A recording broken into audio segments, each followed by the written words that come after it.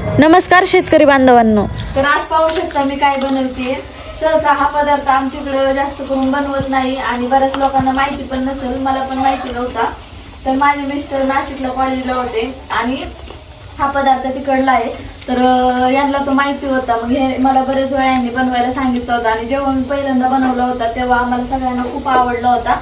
आणि आज हे म्हटले की आपण बनवूयात हा पदार्थ. तर तुम्ही पाहू शकता मी तर हे सगळं करते आणि इकडे त्याबरोबर खायला सांबर पण केलेला आहे. तर ह्या पदार्थाचं नाव काय आहे ते नक्की कमेंट करून सांगा तुम्ही.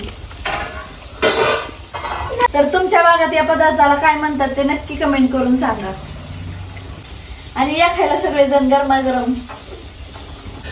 तर मित्रांनो, तुम्हाला चारूने तर सांगितलंच आहे की आज काय बनवतंय आमची इथं, पण त्याचं नाव तुम्ही सांगायचंय, कारण की नॉर्मली आमच्या भागात हा पदार्थ माहिती नाही कुणाला किंवा कोणी बनवत पण नाही.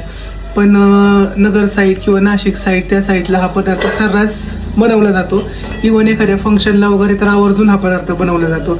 आणि ज्यावेळेस मी नाशिकला कॉलेजला होतो, 4 वर्षासाठी मी ज्यावेळेस नाशिकला कॉलेजला असताना त्यावेळेस हा पदार्थ माहिती झाला आणि खरंच खूप आवडीने खाण्यासारखा पदार्थ आहे. तर मी नेहमी मध्ये आधी ज्यावेळेस आठवण होईल त्यावेळेस मी चारूला म्हणत असतो बनव.